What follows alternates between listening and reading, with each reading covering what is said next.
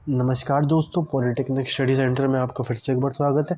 तो मैं आपके लिए एक नई वीडियो लेकर आ चुका हूँ। यहाँ पर हम जानेंगे क्या, हम आगे वाले टॉपिक के बारे में पढ़ने वाले हैं। पिछली वीडियो में हमने एवरेज स्पीड के बारे में पढ़ा था। यहाँ पर हम इंस्टेंटेनियस स्पीड के बारे में पढ़ रहे हैं। इंस्टेंटेनियस स्पीड का मतलब क्या समझ में आता है आपको? एक बार मैं आपको पुराना रिवाइज करवा देता हूँ, जिससे आपको थोड़ा कन्फ्यूजन ना हो कि हमने क्या पढ़ा क्या नहीं पढ़ा। तो इस वीडियो सीरीज़ में हमारे 2 वीडियोज़ आ चुके हैं। अगर आपने वो नहीं देखे, जिसमें हमने वेक्टर और मोशन के कुछ पॉइंट्स पढ़े थे। यहाँ पर हम लोगों ने वेक्टर के बारे में जाना था कि वेक्टर क्या होता है। बेसिकली फिजिकल क्वांटिटीज़ जो भी होती हैं वो सारी हमारी 2 टाइप की होती हैं। एक होती है हमारी स्केलर और एक होती है वेक्टर। दोनों के बीच का डिफरेंस ये होता है कि जब भी हम कोई फिजिकल क्वांटिटी निकालते हैं तो उसका एक मैग्नीट्यूड होता है। मैग्नीट्यूड यानी वैल्यू 1 2 3 4 5 या फिर जो भी हो, वो हमारी उसकी वैल्यू होती है। वो जो वैल्यू होती है उसकी अगर हमको डायरेक्शन दे दी जाए, फॉर एग्जांपल अगर आप 5 किलोमीटर पर आवर की स्पीड से ट्रैवल कर रहे हैं, अगर हमको ये पता चल जाए कि आप कहाँ से कहाँ यानी ईस्ट टू वेस्ट ट्रैवल कर रहे हैं कि नॉर्थ टू वेस्ट ट्रैवल कर रहे हैं, तो वो हमें एक डायरेक्शन प्रोवाइड करवा देती है। तो वो एक वेक्टर क्वांटिटी बन जाती है। और वेक्टर क्वांटिटी भी कई टाइप की होती हैं जो उसे वेक्टर क्वांटिटी बना दें। फॉर एग्जांपल अगर एक हमारे पास फॉर्मूला है वेलोसिटी का, डिस्प्लेसमेंट अपॉन टाइम, तो वेलोसिटी को वेक्टर तो है, लेकिन इस अगर वेलोसिटी वेक्टर है तो हमें ये पता चल गया कि डिस्प्लेसमेंट और टाइम में से कोई ना कोई एक वेक्टर ज़रूर होगा। तो ये जानना भी हमारे लिए ज़रूरी है। और कब नहीं होगा वो भी हमें जानना ज़रूरी है। वो हमें जाना था क्या, डॉट प्रोडक्ट और क्रॉस प्रोडक्ट में।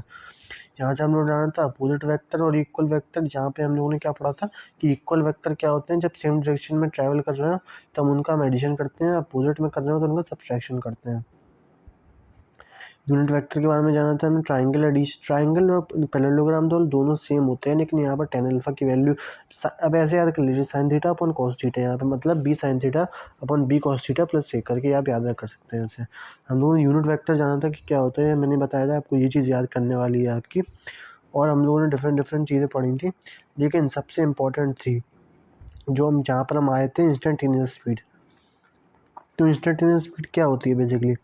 इंस्टेंटेनियस स्पीड से ही डेफिनेशन, मतलब नाम से ही समझ में आ रहा है कि स्पीड एट अ इंस्टेंट, मतलब एक स्पेसिफिक लोकेशन पे स्पेसिफिक टाइम पर हमको हमारी स्पीड पूछ रहा है। और यही चीज़ यहाँ पर लिखी है, the speed of a body at given instant is called instantaneous speed, यानी कि d s upon del t. यहाँ पर एक डेल टी अपॉन टी, मतलब बहुत छोटे टाइम में और छोटी, इसका मतलब क्या होता है, जो हमारा ट्राइंगल होता है इसका मतलब होता है या तो एक स्मॉल या तो फिर एक डिफरेंस। तो आप इसको याद रखेंगे चीज़ें।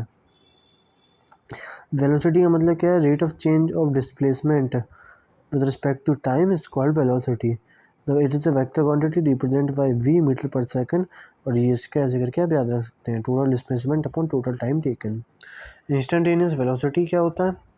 The velocity of a body at an instant is called dr upon dt. It's move in the velocity.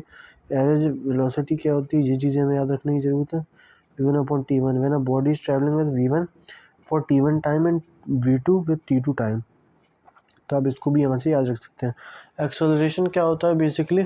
आप देखिए, जब भी हम बात करते हैं किसकी, स्पीड की या वेलोसिटी की, तो हम हमेशा ये देखते हैं कि स्पीड अपॉन टाइम, यानी कि तो हम यहाँ से डिस्टेंस बता देते हैं। लेकिन अगर हम एक बात नोटिस करो, आप मान लो आप अपने घर से अपने ऑफिस जा रहे हो, अपने घर से अपने ट्यूशन जा रहे हो, तो वहाँ से आप एक कांस्टेंट स्पीड से तो जाओगे नहीं। मतलब आपको अगर भीड़ मिलेगी तो आप कम करोगे, अगर आपको थोड़ा खाली मिलेगा तो हल्का तेज़ करोगे। लेकिन जो हम अपनी बेसिक चीज़ें पढ़ते हैं वहाँ पर हम कभी भी अपनी स्पीड को वेरिएबल लेके नहीं चलते हैं। यहीं से एक टर्म निकल कर आया है हमारे पास, हमारे एक्सेलरेशन का। तो एक्सेलरेशन का मतलब ही यही होता है कि हम हमेशा अपनी स्पीड चेंज कर रहे हैं, यानी हमारी वेलोसिटी में चेंज आ रहा है।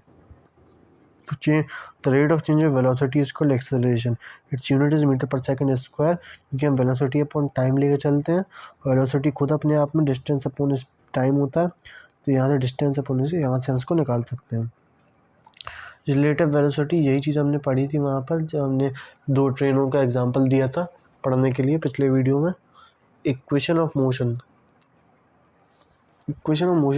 बहुत ज़्यादा यूज़फुल होती है हमारे, कई जगह हम इसको पढ़ते आते हैं। तो यहीं पर हम इसे देखेंगे। Let a body start to move with velocity u after a time t, and after covering a distance s, the velocity becomes v and acceleration becomes a। यहाँ पर बात ये हो रही है, हमको यहाँ पर डिफरेंट डिफरेंट चीज़ें निकालने को बोली गई, यानी हम हमने रिलेशन फाइंड किया। लेकिन अगर तुम एक आसान भाषा में देखो, जैसे पहले को उठाओ, तो पहला कहाँ से आया होगा, तुमको क्या लगता है? हमने क्या पढ़ा, एक्सेलरेशन क्या होता है हमारी, basically del u upon del t. यहाँ पर यू या वी वेलोसिटी होता है। अब मान लो वी हमारी फाइनल वेलोसिटी थी और यू हमारी इनिशियल वेलोसिटी थी, इसका मतलब तो यही हुआ ना। और upon time equals to a. अब तुम इसको क्रॉस मल्टीप्लाई करो, a t equals to v minus u और v equals to u plus a t. यही चीज़ हमने यहाँ फाइंड आउट करी थी, यानी ये हमारा जो पहला मोशन का जो फॉर्मूला है वही हमारा ये चीज़ है। अब आप ये देखो, थर्ड निकालने के लिए हमने क्या करा, यहाँ से हमने v की वैल्यू यहाँ से हमने u की वैल्यू उठा के इसमें रख दी, यानी कि u equals to a t minus v को तुम जब इसमें रखोगे तो तुम्हारे पास अपना आंसर मिल जाएगा, या t की वैल्यू तुम रख दो इसमें तो तुम्हें अपना ये आंसर मिल जाएगा। और ये कहाँ से आया वो काफ़ी इम्पोर्टेंट है तुम्हारे लिए जानना। तो s तुमने क्या निकाला, बेसिकली हमको ये पता है कि यहाँ से तुमने t कॉमन लिया, u plus half of A T. अब तुम u plus half of A T जो फॉर्मूला होता है ये पूरा हमारा किसका होता है, बेसिकली ये आया कहाँ से आप उसको देख लो कि जब हम इसको टू डायमेंशन में मोशन लेंगे तो हमेशा ऐसे लेके चलते हैं, यानी कि ये इसकी कुछ इनिशियल इसकी स्पीड रही होगी, यहाँ पे टाइम हो गई, ये इसका एक्सेलरेशन हो गया, ये इसका डिस्टेंस ट्रैवल है।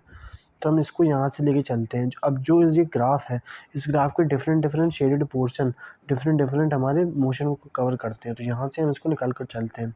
और nth इंटरवल में इसके एक क्वेश्चन तुमको ज़रूर के ज़रूर देखने को मिलेगा, काफ़ी यहाँ के 60% चांसेस हैं कि तुम्हें इसका एक क्वेश्चन देखने को मिल जाए, तो तुम इसका क्वेश्चन ज़रूर करके जाना, स्किप मत करना। बेसिकली ये फॉर्मूला है, तुम इसको याद कर लो, इसमें ज़्यादा कुछ पढ़ाने वाला नहीं है। अब यहाँ पर बात ये निकल कर आती है, body case with specific rest then motion v plus a t. Basically क्या है, अगर रेस्ट में बॉडी है तो u हमारा ज़ीरो होगा, यानी इनिशियल वेलोसिटी ज़ीरो होगी। रेस्ट में यानी कि ज़ीरो से स्टार्ट होगा, ज़ीरो क्या हो गया उसका इनिशियल, तो वही हमारा ज़ीरो सबको ख़त्म कर देगा। तो as equals to a t, और यहाँ से वी स्क्वायर इक्वल्स टू ये करके निकल कर आ गया। अब यहाँ पर बात निकल कर आती है, वेलोसिटी इज़ डिक्रीजिंग।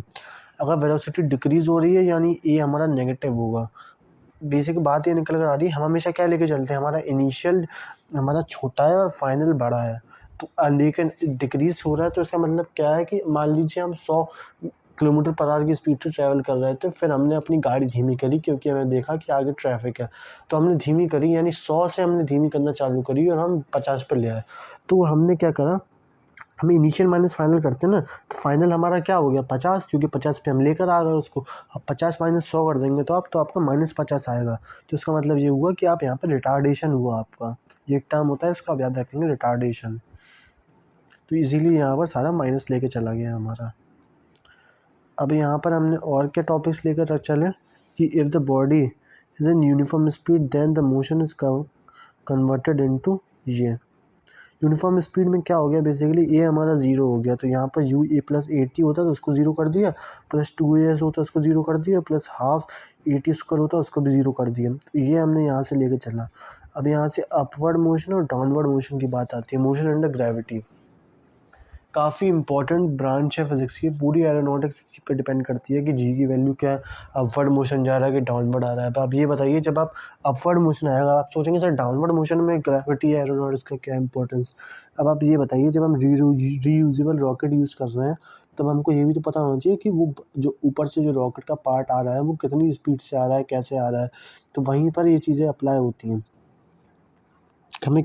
बेसिक बात ये है कि मान लीजिए 100 मीटर पर सेकंड की स्पीड से कोई चीज़ नीचे आ रही है, तो उसको हमें ख़त्म करने के लिए, यानी बिल्कुल रेस्ट में लाने के लिए हमारे अर्थ पे हम उसको 100 ही अप्लाई करना पड़ेगा, या थोड़ा सा उससे कम, कि वो आके यहाँ पर लैंड हो जाए आराम से ज़ीरो पर।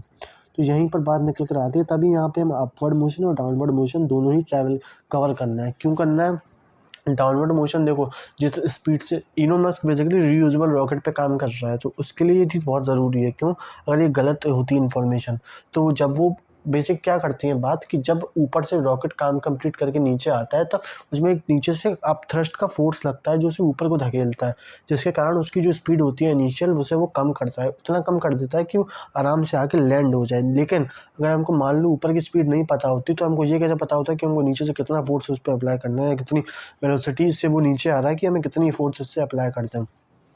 तो ये सारी चीज़ें यहाँ पर इंपॉर्टेंट आती है काम। अब यहाँ से मोशन अंडर ग्रेविटी की बात है, इसको मैं अगली वीडियो में बताऊँगा। यहाँ पर हम कुछ क्वेश्चन भी पढ़ेंगे उसी के रिलेटेड।